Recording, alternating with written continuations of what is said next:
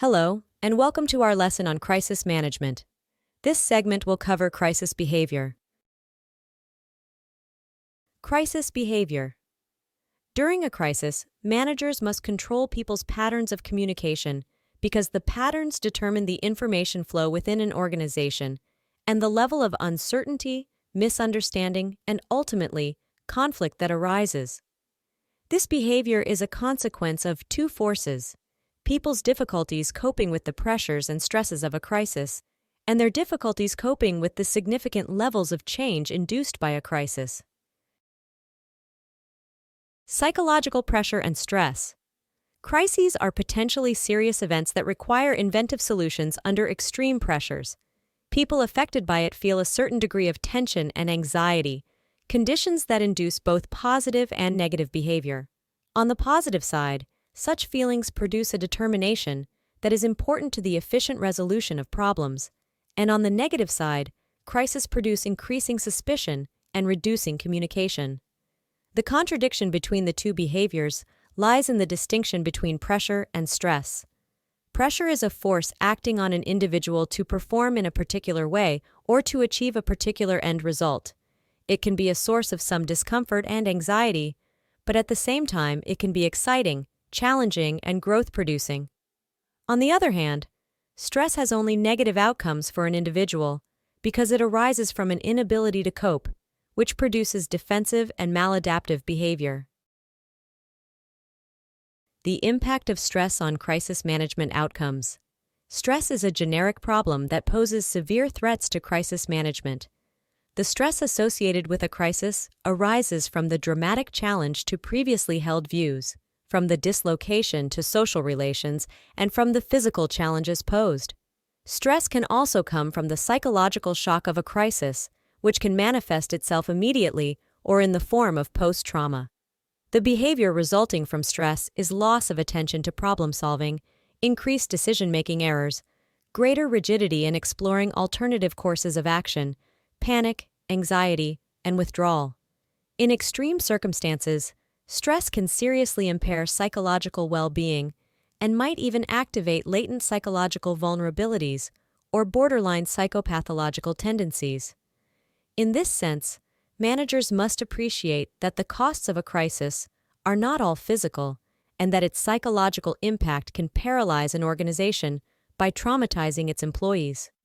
To alleviate potentially problematic behavior, it is critical that sufficient consideration is given to the personalities and capabilities of people and that adequate support is provided for them.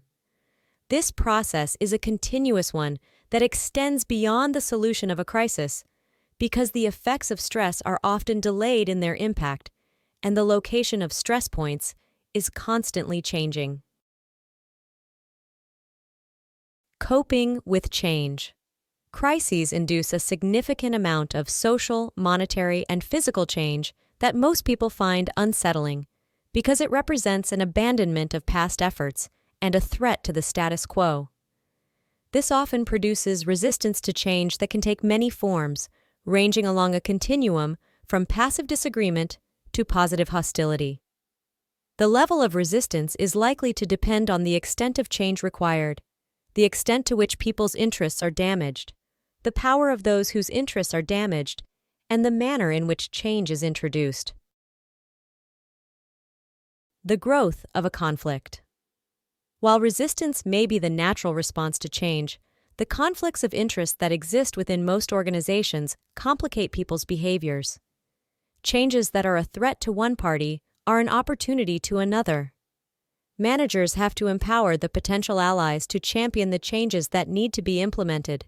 They also have to deal with the tensions created between potential beneficiaries and losers, because it is within such tensions that conflict is born. Conflict is a progressive phenomenon that gathers momentum as it escalates through the phases of simple disagreement, contention, dispute, limited warfare, and all-out warfare, where parties are trying to destroy each other at all costs. The speed of transition depends on factors such as the gap between opposing parties, past and current relationships, attitudes toward compromise, and the way bargaining is managed. Bargaining is the initial and informal means by which people attempt to resolve their differences, An understanding of bargaining processes represents the foundation of a crisis management strategy. A good command of the bargaining process reduces the possibility of escalation and the associated movement toward more formal, costly, public, and time-consuming methods of resolution, such as arbitration and litigation. The bargaining process.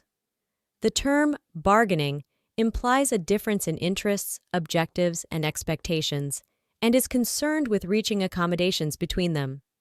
More precisely, bargaining is a process whereby parties negotiate over the distribution of scarce resources, money, status, or power. In essence, the process involves a struggle between adversaries who attempt to move, step by step, toward an agreement over resource redistributions that is in their own favor.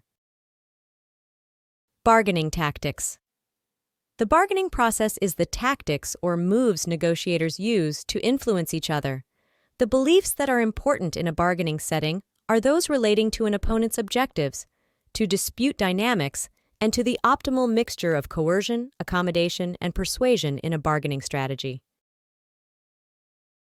Tactical miscalculations and accidental escalations. During bargaining, negotiators make tactical choices guided by various beliefs. Under the pressures of a crisis, negotiators are often forced to make decisions with incomplete information, and consequently, there is a chance of tactical miscalculations that can precipitate an unintentional escalation of a dispute. The likelihood of tactical miscalculations becomes an increasing danger as a dispute escalates, which means that they tend to gather momentum once initiated. This is because people's perceptions of each other become less rational and more guided by emotions. In addition to the problem of irrationality, which can fuel a dispute, there is the problem of increasing inflexibility. This occurs as people become progressively embedded in their own position, as increasing investments of resources reduce their willingness to compromise. The traditional view of conflict in project management is a disruptive force that should be avoided and eliminated at all costs. A well-managed conflict can force a more thorough investigation of a wider range of crisis solutions and can act as a useful release valve for accumulating tensions that would otherwise remain concealed. In this sense, the potential for conflict during a crisis can be seen as a positive force. Phases of behavior during a crisis. Based on the people's attitudes and the management strategies during crisis, we can identify different phases of behavior.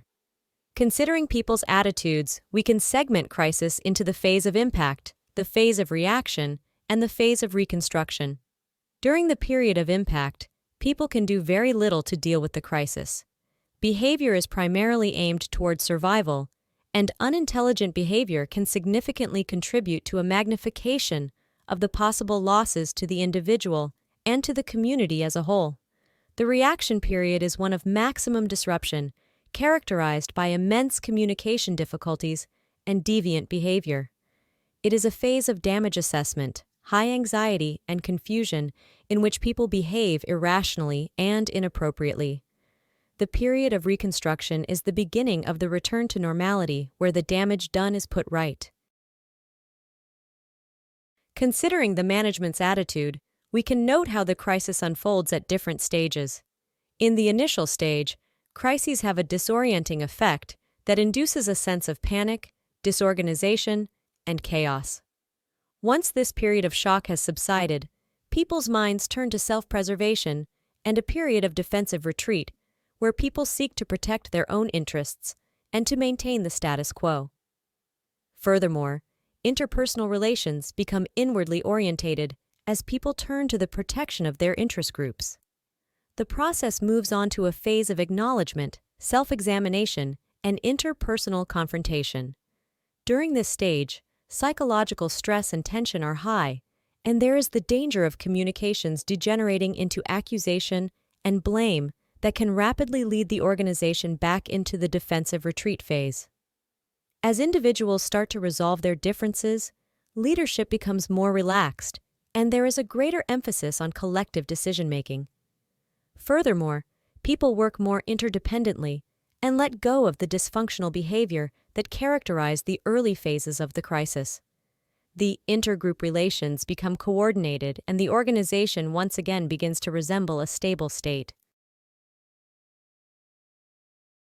This is the end of our lesson. This course is presented to you by South Europe College. Thank you for listening and see you in our next lesson.